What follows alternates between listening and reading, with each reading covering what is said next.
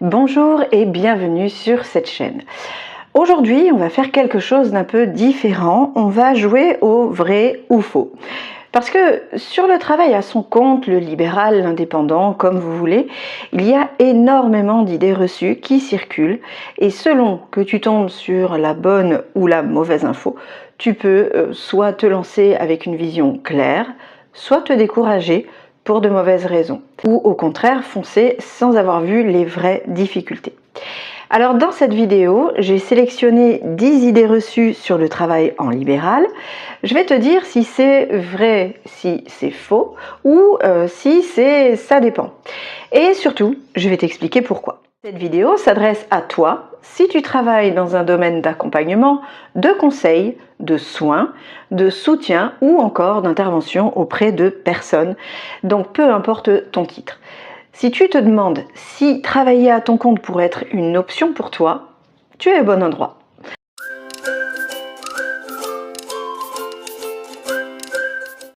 Alors, l'idée reçue numéro 1, en libéral, tu fais ce que tu veux quand tu veux.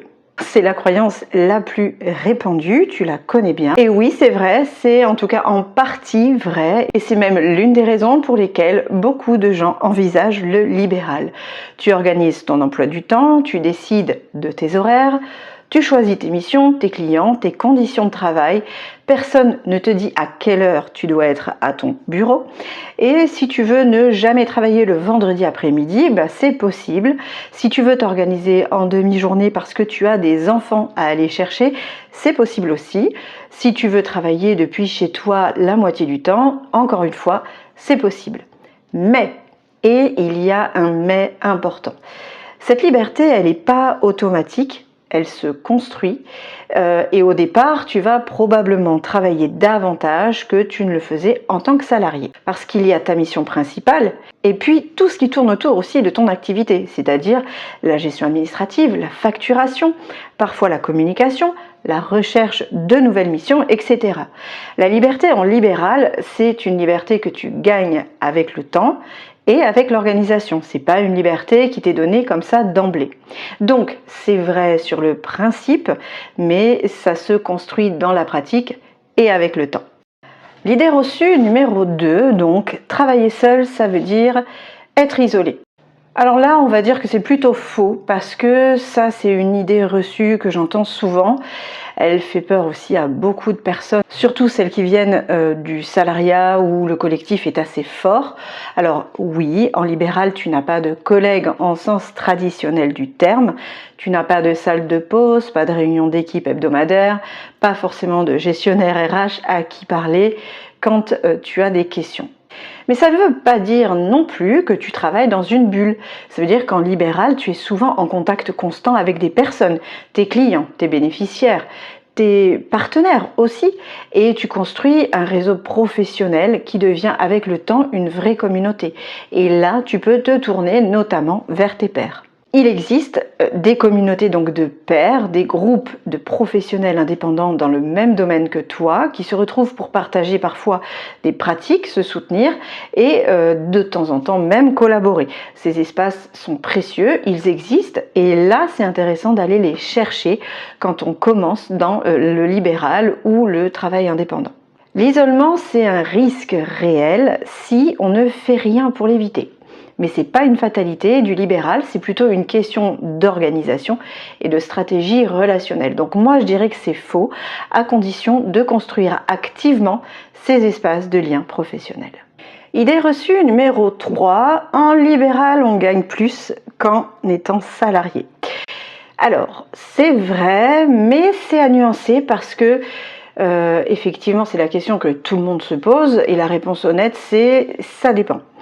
En fait, ce qui est vrai, c'est que ton tarif horaire ou journalier peut être supérieur à ce que tu gagnerais en équivalent salarié. Parce qu'en libéral, tu intègres dans le tarif des choses que le salariat couvre automatiquement, donc tes congés, ta formation, tes charges sociales, ton matériel et parfois même ton local. Souvent, le calcul, c'est qu'on compare le chiffre d'affaires brut d'un indépendant au salaire net d'un employé. Et ce n'est pas du tout la même chose en libéral sur ton chiffre d'affaires. Tu vas déduire tes charges sociales qui sont réelles et significatives, puis tes frais professionnels et enfin tes impôts. Et ce qui reste, c'est ce que tu vas vraiment pouvoir utiliser. Alors oui, avec une activité bien construite, des tarifs cohérents et une bonne gestion, on peut tout à fait dégager un revenu correct, voire supérieur à ce qu'on aurait en tant que salarié, mais ça ne se fait pas automatiquement et ça demande de bien fixer ses tarifs, ce qui est un sujet total en soi, et d'avoir une activité suffisamment régulière. Et une dernière chose aussi, c'est que les premiers mois sont souvent plus difficiles financièrement. Bon, ben ça c'est normal, hein. C'est le temps de lancer son activité, mais il faut l'anticiper. Idée reçue numéro 4, en libéral, on n'a aucune protection sociale. Alors là, c'est faux.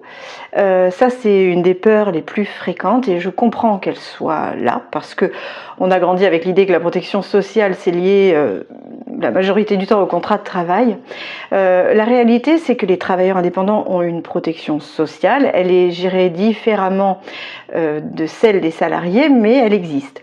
Donc tu cotises à la sécurité sociale des indépendants, anciennement c'était le RSI, qui couvre la maladie, la maternité, l'invalidité, le décès et la retraite de base. Ce qui est différent, c'est notamment l'indemnisation en cas d'arrêt maladie, puisque les indemnités journalières existent, mais elles s'activent après un délai de carence et elles peuvent être moins élevées qu'en salariat. Pour compenser ça, beaucoup d'indépendants souscrivent à une prévoyance complémentaire, donc une assurance qui prend le relais dès le premier ou le deuxième jour d'arrêt. Il y a aussi la question du chômage, puisqu'en cas d'arrêt d'activité, les indépendants n'ont pas accès à l'assurance chômage classique de France Travail, mais il existe une allocation spécifique, donc l'ATI, l'allocation de travailleurs indépendants, mais ces conditions d'accès sont assez restrictives. Donc tu n'es pas sans filet, mais le filet est différent et il faut le connaître pour bien l'anticiper. L'idée reçue numéro 5, c'est très compliqué de créer son entreprise. Alors ça, je dirais plutôt que c'est faux parce que sur ce point, créer une structure pour exercer en libéral, c'est aujourd'hui beaucoup plus simple que ce qu'on imagine. La forme la plus accessible pour démarrer la micro-entreprise, ce qu'on appelait avant auto-entreprise, tu t'inscris en ligne sur le guichet unique de l'INPI, tu déclares ton activité et en quelques jours tu es immatriculé. Pas de comptable obligatoire, pas de capital à déposer et pas de statut à rédiger. Tu vas recevoir un numéro SIRET et tu peux commencer à facturer. La comptabilité en micro-entreprise, c'est tenir un livre de recettes et rien de plus. Là où ça devient un peu plus compliqué, c'est quand on choisit d'autres structures juridiques. Donc il y a les entreprises individuelles au régime réel, les SASU, les EURL, je ne vais pas tous les énoncer, mais ces formes ont des avantages, notamment fiscaux en termes de protection du patrimoine, mais elles demandent un peu plus d'accompagnement. Mais en réalité, pour commencer, la micro-entreprise est accessible à tout le monde. Elle n'est pas réservée aux gens qui ont fait des études de droit ou de gestion. Donc, moi, je vous conseille dans un premier temps de choisir ce statut-là. L'idée reçue numéro 6, en libéral, on peut faire n'importe quoi, il n'y a pas de règles. Alors là, c'est évidemment faux et c'est important de le dire clairement. Quand tu travailles à ton compte, tu restes soumis à des obligations. Selon le domaine dans lequel tu exerces, il peut y avoir des conditions de diplôme, de qualification. Certaines activités, comme le métier d'assistante sociale, nécessitent une formation reconnue. D'ailleurs, on est soumise au secret professionnel qui est en lien avec le code pénal et parfois même certaines professions demandent une inscription à un ordre professionnel ou un organisme de contrôle. Il y a aussi des obligations fiscales, tu déclares ton chiffre d'affaires, tu paies des charges sociales et des impôts.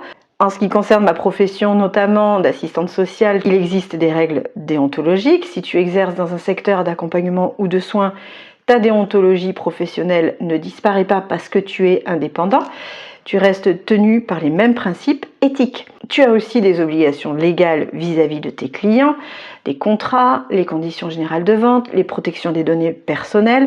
Le cadre légal s'applique aussi à toi. Donc la liberté du libéral, c'est une liberté dans un cadre, mais c'est aussi connaître ce cadre et c'est la base pour exercer sereinement. Idée reçue numéro 7, il faut avoir un profil commercial pour réussir en libéral. Alors là, ça c'est faux.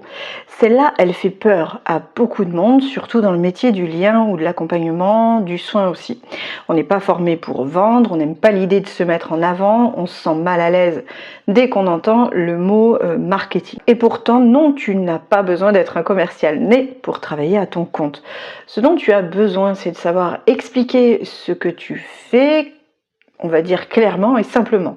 C'est de savoir aussi à qui tu t'adresses et d'être capable de montrer un peu la valeur de ce que tu apportes. Voilà, ça c'est pas de la vente à la sauvette, c'est plutôt voilà, de la communication professionnelle sur ton travail, tes compétences. Et c'est aussi quelque chose qui s'apprend, qui se travaille et au fur et à mesure qui devient naturel avec le temps. D'ailleurs, dans les métiers de l'accompagnement, tu as souvent déjà des compétences qui sont là, qui sont déjà existantes, c'est-à-dire, bon, ça va être écouter, comprendre les besoins, expliquer, rassurer, tout ça, c'est vraiment des choses donc on a acquises et c'est aussi exactement les mêmes qualités qui te permettent de présenter ton activité de manière, on va dire, juste et convaincante, puisque tu la connais mieux que ton client. L'idée reçue numéro 8, c'est que le libéral, c'est pour ceux qui ne trouvent pas de poste salarié. Alors celle-là, elle est tenace et c'est complètement faux. Comme si le libéral était un plan B, un recours de faute de mieux ou quoi que ce soit. La réalité, elle est toute inverse. Et pour beaucoup de personnes, c'est vraiment faux.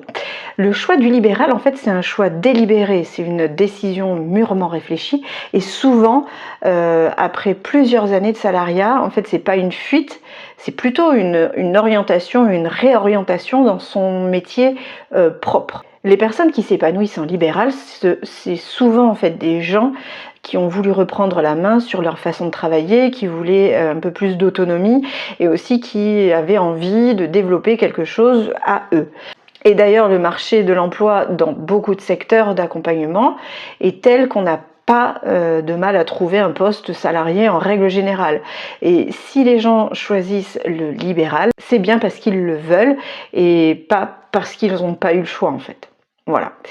Idée reçue numéro 9, il faut déjà avoir un réseau solide pour se lancer. Alors c'est vrai, mais c'est plutôt à nuancer.